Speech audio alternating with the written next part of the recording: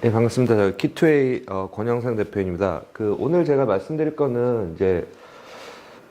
저희가 이제 디자인 싱킹 프로젝트를 이제 저희가 많이 하고 있는데 사실은 제가 2010년에 이제 에이티컨이 있다 나와서 그때 신사업 아이템이 이제 디자인 싱킹이 한국에서 되게 뜰 거다라고 생각을 해서 그때 이제 에이티컨에 있던 몇 분들하고 나와서 이제 IXL이라는 이제 회사를 했어요. 근데 이제 그때 그 방법론이 사실은 디자인 싱킹이었는데 그때는 사실 이게 비즈니스가 잘 안 됐었거든요. 근데 이제 요즘 들어서 이제 이 디자인 싱킹이 한국에서도 많이 접목을 하고 있고, 그래서 이제 많은 기업들이 이제 활용을 하고 있는데, 이제 왜 그렇게 되었는지 하는 부분들에 대한 것들을 뭐 제가 같이 좀 설명을 하면서 말씀을 드리도록 하겠습니다. 그래서 이 디자인 싱킹이라는 게 어떤 거냐면, 이 디자인 싱킹 이라는 게 결국은 디자인, 그 다음에 이제 싱킹의 합성어인데, 이거 합한 말인데, 여러분들이 이제 디자이너라고 딱 생각을 하면 주로 어떤 게 떠오르세요? 디자이너다 그러면 그냥 저희가 보통 디자이너는 XX다 라고 생각을 하면 디자이너라고 하면 어떨 것 같으세요? 제일 먼저 떠오르는 게. 네, 그쵸. 그러니까 디자이너라고 하면 대부분의 사람들이 디자이너들은 되게 창의적인 사람일 거야 라고 생각들을 하시거든요. 그래서 실제 디자이너들이 뭔가 디자인한 걸 보면 되게 창의적이고 저 사람들은 저걸 어떻게 생각해서 저런 걸 디자인했을까 하는 생각들을 많이 하게 되는데, 그래서 디자이너들이 그러면 그렇게 창의적으로 디자인을 하는 게 이 사람들이 태어날 때부터 뭔가 이런 달란트가 있어서 그렇게 되는 건지, 아니면 디자이너들도 뭔가 그런 디자인을 하는 데 있어서 어떤 방법이 있는 건지, 이제 이 부분에 대한 것들이 이제 디자인 싱킹이 발현하게 된 계기고, 그래서 그 디자인 싱킹에 있어서 이 아이디오라는 회사가 산업 디자인을 하는 아주 유명한 글로벌 회사입니다. 그래서 이 아이디오의 이 데이빗 켈리라는 사람이 그 회사의 디자이너들이 이렇게 디자인하는 과정이 실제로 보니까 그게 개인마다 어떤 역량이 있어서 그런 부분도 있지만, 실제로는 디자이너들이 디자인하는 데 있어서도 전형적인 프로세스가 있다는 거죠. 그래서 디자이너들이 이렇게 디자인하는 프로세스를 정형화해서 그걸 하면 조금 더 창의적으로 뭔가 문제를 해결할 수 있는 것들에 대한 것들이 나오지 않을까라고 해서 이제 디자인 싱킹에 대한 것들이 나왔고, 그래서 실제 이 디자인 싱킹을 스탠포드에다가 이제 디스쿨이라는 거가 이제 만들어졌고, 거기에 이제 SAP하고 이 아이디오에서 뭐 기부도 하고 해서 이제 그 디스쿨에서 이런 디자인 싱킹에 대한 부분들이 전 세계적으로 이제 널리 퍼져서 지금 이제 글로벌로 보면 뭐 대부분의 기업들이 이제 이 디자인 싱킹이라는 방법론을 활용을 해서 뭐 새로운 제품이라든지 서비스라든지 뭐 이런 부분들에 대한 것들을 활용하고, 그 다음에 내부적으로 가지고 있는 문제들을 해결하는데 이런 디자인 싱킹 방법론을 많이 사용을 하고 있습니다. 그래서 그 디자인 싱킹에 대해서 이 CEO의 이 켈리가 정의한 거는 이제 디자인 싱킹은 혁신을 만들어가는 프로세스로서 기업들이 직면하는 다양한 종류의 문제를 효과적으로 해결할 수 있는 대안이다라는 거고요. 그래서 기본적으로 디자인 싱킹은 크게 이제 5가지 단계를 거쳐서 이 방법론을 가지고 있습니다. 그래서 고객하고 공감을 하고, 그 다음에 문제를 정의하고, 그 다음에 개선 방안을 만들고, 거기에 따라서 이제 프로토타입을 만들고 그걸 가지고 테스트하는, 이렇게 5단계를 거쳐서 디자인 싱킹을 하는데, 디자인 싱킹에 숨겨져 있는 가장 특징적인 부분은 3가지입니다. 그래서 첫 번째가 뭐냐면 고객 관점입니다. 그래서 모든 거를 다 고객 관점에서 한다는 거죠. 그래서 아까 좀 전에 우리 박석희 소장님 말씀하셨지만 고객을 알아야지만 비즈니스를 할 수 있는데, 어떻게 그러면 우리가 고객 관점에서 문제를 인식을 하고 그걸 해결하게 할 거냐 하는 게 이제 첫 번째인 거고, 두 번째는 집단 지성인 거죠. 그래서 기본적으로 우리가 회사라 조직으로 일을 하는데 거기에 물론 뭐 뛰어난 한두 사람이 이 조직을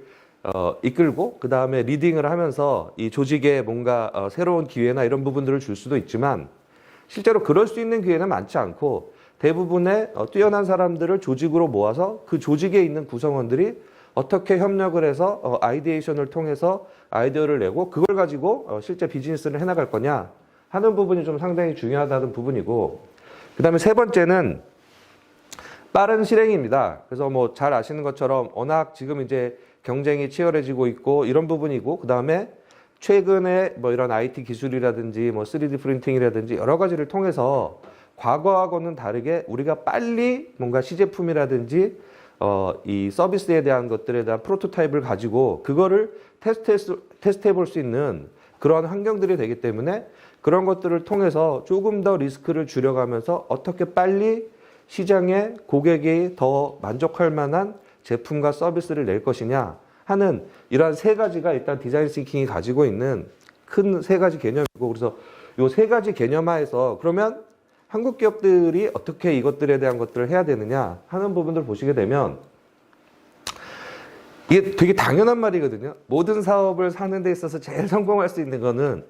결국은 사업을 해서 우리가 제공하는 제품이나 서비스에 대한 것들을 결국은 사주는 사람이 고객이기 때문에 우리가 고객 접점에서 우리 고객들이 도대체 뭘 원하는지 하는 부분들에 대한 것들을 잘 이해하고 그거 이해를 바탕으로 해서 고객이 가지고 있는 니즈를 우리가 잘 충족을 하고 그 다음에 그 과정에서 지속적으로 하여간에 고객들이 우리 제품이나 서비스에 대해서 어떤 피드백을 주는가 하는 부분들에 대한 것들을 잘 반영을 해서 기존에 있는 제품이나 서비스를 더 고도하거나 아니면 고객의 뭔가 트렌드가 바뀌면 새로운 제품이나 서비스를 내거나 하는 부분인데, 실제 한국 기업들이 그러면 얼마나 고객에 대한 부분들을 잘 이해를 하고 비즈니스를 하는가 하는 부분들에 대한 것들을 한번 보게 되면 대부분 한국 기업들이 뭐 잘 나가는 기업들이 많은 것 같지만 실제로 그거를 한꺼풀만 이렇게 들어가서 보게 되면 실제 한국 기업들 중에 고객 접점에서 고객하고 정말 친밀하게 고객을 이해하면서 비즈니스를 하는 기업들이 생각보다 많지가 않습니다. 그래서 지금 제가 이 대표적인 예를 하나 좀 들면, 이게 이제 저희가 그 대표적인 통신사인데, 이 통신사 같은 경우에 고객 접점에서 뭐 온라인 대응도 있고 영업도 있고 뭐 콜센터도 있고 그 다음에 통신 상품에 대한 뭐 AS라든지 설치라든지 뭐 이런 부분들이 있는데, 이 부분에 대한 것들이 실제 그 통신사 본체에서 이루어지는 건 하나도 없어요. 모든 고객 접점에 있어서 이 관련된 부분들이 다 외부화가 되어 있어요. 물론 그 중에 이제 계열사들처럼 되어 있는 것도 있고 실제 외부화되어 있는 부분도 있는데, 예를 들어서 최근에 이제 온라인으로 이런 뭐 요금제를 변경하거나 뭐 이런 부분들에 대한 것들이 되게 많고, 그 다음에 이제 요즘에 자급제 단말기나 뭐 이런 부분들이 나오면서 자가계통이나 이제 이런 부분들에 대한 것들이 되게 많은데, 그래서 실제로 예전하고는 다르게 이 통신에 있어서도 비대면으로 뭔가 서비스를 고객들이 직접적으로 셀프 서비스 하는 것들이 되게 늘고 있는데, 그런 온라인 대응하는 부분들에 대해서 이 회사 같은 경우는 뭐 KT샵이라든지 아니면 뭐 myKT.com이라든지 이런 온라인으로 고객들한테 통신 상품을 팔거나 아니면 그 다음에 이 요금제 변경이나 요금제 조회나 뭐 신규 가입이나 이런 것들을 하는 데 있는데, 그 부분에 대한 것들을 다 누가 하고 있냐면 대부분 이 판매하는 쪽은 KT M&S라는 자회사가 하고 있고, 그 다음에 이 myKT.com이라든지 뭐 이런 부분들에 대한 것들은 계열사 IT 회사에서 이제 그 부분에 대한 것들을 하고 있고, 그 다음에 이제 실제 영업을 하는 부분에 있어서는 그 영업하는 대리점들이 보게 되면 그냥 대형 유통 대리점들이 있고, 그 대형 유통 대리점들이 여러분들 이제 길 가시다 보면 최근에 길에 이제 뭔가 빈 상가가 생기면 거기 제일 많이 들어오는 것들이 뭔가를 한번 보시면 다 이 핸드폰 파는 가게들이 대부분 하여간에 이 뭔가 상가가 생기면 1층에 핸드폰 파는 회사들이 가게들이 많이 생깁니다. 그래서 실제로 영업하는 데 있어서도 보게 되면 KT M&S라는 회사하고 그 다음에 대형 유통 대리점들이 이제 그 부분에 대한 것들을 하고, 그 다음에 예전에 이제 저희가 전화국이라고 했던 부분들이 이제 뭐 KT 플라자라고 하는 부분들이 있는데, 그 플라자도 실제로 가보면 KT IS하고 CS라는 계열사에서 이제 그 부분에 대한 것들을 하고 있고, 그 다음에 이제 콜센터에 뭐 전화를 해서 뭐 문의를 한다거나 뭐 AS를 요청한다거나 뭐 불만을 한다거나 변경을 한다거나 하는 콜센터도 보게 되면 KT IS하고 CS라는 자회사가 그걸 하고 있어요. 그 다음에 AS하고 설치하고 하는 부분에 있어서도 유선 같은 상품에는 KT 서비스가, 그다음 무선 같은 경우에는 KT MOS라는 회사가 하고 있는 거죠. 그래서 실제로 이 회사 같은 경우는 고객 접점을 본인들이 하고 있는 게 하나도 없는 거예요. 그래서 B2B는 모르겠지만 B2C 입장에 있어서는 모든 거를 다 계열사 내지는 외부를 이용해서 지금 하고 있다 보니까 실제로 고객들에 대해서는 본사에서는 한 달을 거쳐서 알 수밖에 없는 거죠. 그러다 보니까 실제 고객들이 어떤 생각들을 가지고 있는지 하는 부분들에 대한 것들을 글로 배웠다던가 아니면 들어서 하는 거지 본인들이 직접 경험을 못 하는 거죠. 그래서 본인들이 그걸 알지 못하니까 고객들이 정말 뭘 원하는지 하는 부분들에 대한 것들을 알 수 없는데 이게 이 회사만 그런 게 아니라 한번 잘 지금 주변에 고객사들을 보시게 되면 대부분의 고객사들도 보게 되면 고객 접점에 있는 부분들을 직접 수행하는 게 아니라 외주화하거나 아니면 뭐 가맹점 모델 뭐 이런 형태로 하는 것들이 되게 많아요. 그래서 실제 그러다 보니까 다들 고객이 실제로 뭘 원하는지 하는 부분에 대한 것들은 고객 접점에서 제일 잘할 수 있는데 고객 접점에 대한 부분들을 다 외주화시키고 다른 부분에다가 맡기다 보니까 이제 고객들을 잘 알 수 있는 기회가 한국 기업들이 많지 않은 거죠. 그래서 아까 박서기 소장님이 말씀하신 것처럼 고객 접점에 있어야지 고객이 도대체 뭘 하는지를 알고 그거에 대해서 본인들이 데이터를 수집을 해서 그걸 분석을 해서 뭔가 개선안을 낼 텐데 그게 접점은 다 이런 회사들이 하고 있고 본사 쪽에서는 그런 걸 모르니까 그냥 일단 빅데이터 하라 그러니까 일단 뭔가 데이터는 모으는 거죠. 근데 그 데이터를 어디다 쓸 건가 하게 되면 이제 그거에 대한 생각이 없는 거예요. 그래서 대부분의 이제 회사들 가서 뭔가 이 데이터 분석을 이제 저희가 하려고 하면 처음에는 이래요. 본인들이 다 우리는 몇 년 전부터 빅데이터를 해서 데이터가 엄청나게 많다. 그래서 그거를 가지고 분석을 하면 될 거다. 그래서 이제 저희가 분석하고 싶은 거에 대한 요구사항을 내면 항상 하는 얘기가 근데 그 데이터는 없는데요. 왜?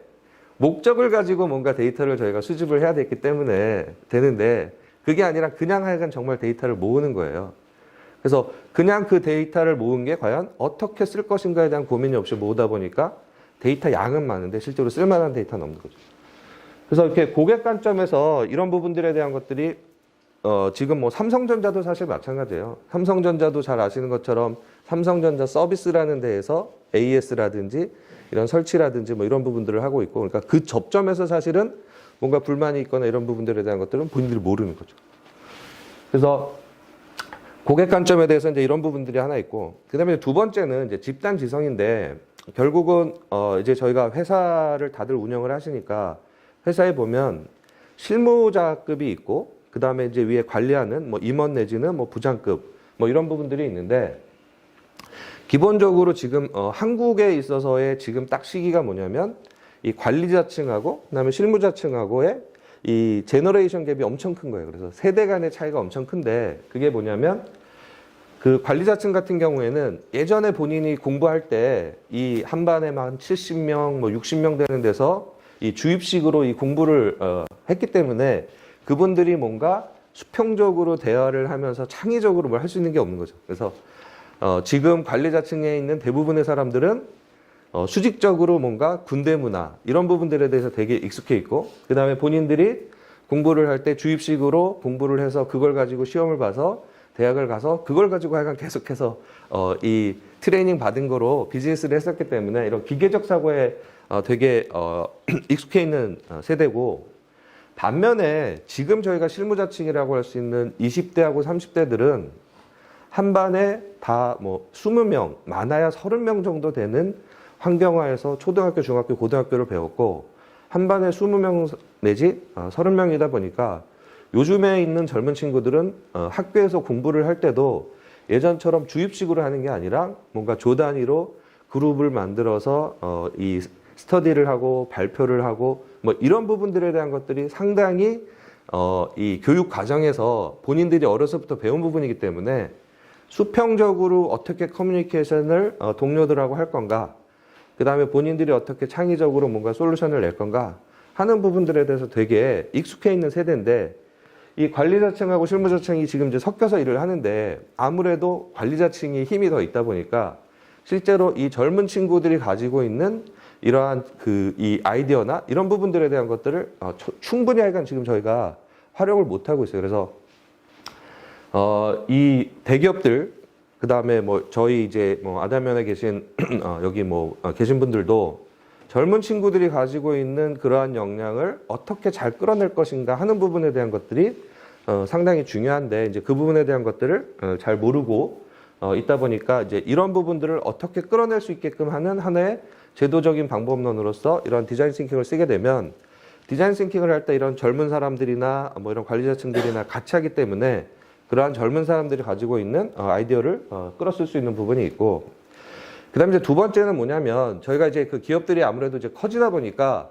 기업들이 다 조직별로 그다음에 이제 기능별로 사일로화가 돼서 실제로는 자기가 맡은 영역에 해당하는 업무 밖에 모르고 옆 부서에서 뭐 하는지를 사실은 모르는 경우가 거의 많습니다. 그래서 저희가 뭔가 신제품을 내거나 아니면 신서비스를 하거나 이럴 때는 실제 뭐 예를 들면 제조업 같으면 R&D, 그 다음에 생산, 판매, 마케팅 뭐 이런 부분들이 다 같이 모여서 이것들을 어떻게 해야 되는가 하는 부분들에 대한 것들을 해야 되는데 그런 부분들에 대한 것들을 하기가 쉽지 않은 거죠. 그래서 누군가가 그 역할을 하여간에 주어지긴 주어지는데 이게 또 이 우리나라가 이 기업 문화상 누군가가 이 조직을 넘어서 뭔가 펑션을 넘어서 이거를 총괄해서 뭘 하는 게 잘 되지 않는 구조인 거예요. 그래서 그런 부분들에 대한 것들을 해결하는 한 방법론으로도 이 디자인 싱킹을 할 때, 그래서 저희가 디자인 싱킹을 할 때 제일 중요한 부분이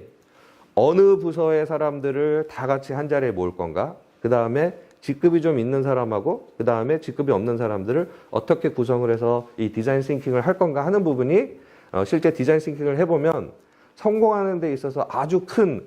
영향을 미칩니다. 그래서 그런 부분들에 대한 것들을 좀 제도적으로 활용할 수 있게끔 하는 방법론으로서 이 부분이 이제 하나 유용하다는 부분이고요. 그 다음에 이제 세 번째는 뭐 여기 이제 그 IT 계신 분들이니까 예. 요즘에 뭐 에자일이니 뭐 이런 데브옵스니 뭐 이런 부분들에 대한 것들을 되게 잘 아시니까, 그래서 저희가 얼마나 빨리 이터러티브하게 이런 제품이나 서비스에 대한 것들을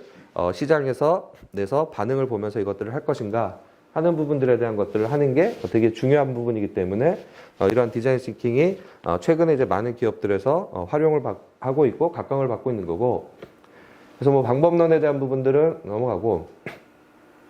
실제 이제 그러면 저희가 IT 하시는 분들이 전화해가 디자인 싱킹을 되게 쓰면 좋다라고 생각하는 이유가 최근에 뭐 IT 쪽에서 많이 나왔던 게 뭐 UX라든지 BA라든지 에자일이라든지 뭐 그다음에 MSA라든지 이제 이런 부분들이 지금 하여간 IT에서 나오고 있는 이러한 화두가 되고 있는 키워드들인데, 실제 이제 디자인 싱킹에서 보게 되면 아까 제가 말씀드린 고객 중심으로 한다든지 그다음에 집단 지성을 한다든지 그다음에 빠른 실행을 한다든지 뭐 이런 부분에 있어서 실제 이 IT가 개발을 하는 이런 트렌드에 대한 부분들을 좀 포괄할 수 있는 방법론이기 때문에 아마 여기 계신 그 사람들이 IT 개발 내지는 IT 서비스 뭐 이런 부분들을 제공하는 데 있어서 이런 디자인 싱킹 방법론을 좀 활용하시면 되게 좋을 것 같고, 그러면 제가 1분만 하나 더 말씀드리면, 제가 이번에 그 런던에 이제 저희 그 글로벌 IT 서밋에 갔다 왔는데, 그 하여간 그 뭐 미국이나 유럽이나 이런 데 있어서 가장 큰 하나의 제가 이제 우리하고 차이가 나는 부분이 뭐냐면, 미국이나 유럽은 과거에는 IT가 저희가 서포트 펑션이라고 생각을 했었는데 지금은 이제 IT가 아까 보셨던 것처럼 고객 접점을 하는 데 있어서 대부분이 비대면 관련한 부분에 대한 것들이 되게 많고 뭐 결제라든지 정보라든지 이런 부분들에 대해서 IT의 역할이 크기 때문에 IT가 과거처럼 서포트 펑션이 아니라 IT가 사업을 하는 데 있어서 코어 펑션인 경우가 되게 많습니다. 그래서 이게 IT가 과거에 서포트 펑션일 때는 그 부분에 대한 걸 우리가 IT 아웃소싱을 해서 이제 썼는데 이게 코어 펑션으로 되다 보니까 대부분의 그러한 기업들에서는 IT를 예전에 아웃소싱 하던 것들을 다 인소싱으로 해서 이미 한 5년 정도부터 그러한 미국이나 유럽에 있는 기업들은 IT를 다 인소싱해서 하는 게 트렌드고, 그래서 이미 그 과정을 거의 다 거쳤더라고요. 그래서 실제 지금 이제 대부분 우리는 여전히 하여간 IT는 이제 아웃소싱하는 형태로 해서 이제 진행을 하고 있고 뭐 관련한 비즈니스들을 많이 하고 계신데 그게 얼마나 하여간에 갈 건가에 대해서 좀 고민이 좀 필요한 것 같고, 그래서 여기 계신 분들이 앞으로 사업을 할 때 그 부분에 대한 트렌드를 어떻게 쫓아갈 건가 하는 거에 대해서 좀 고민을 하는 그런 부분들을 좀 한번 생각을 해보시면 좋을 것 같고, 그래서 그 측면에서 회사에 운영을 하시거나 뭐 프로젝트 하실 때 이런 디자인 싱킹 방법론이나 이런 부분들에 대한 것들을 좀 잘 활용을 하시면 감사하겠습니다. 예, 이상입니다.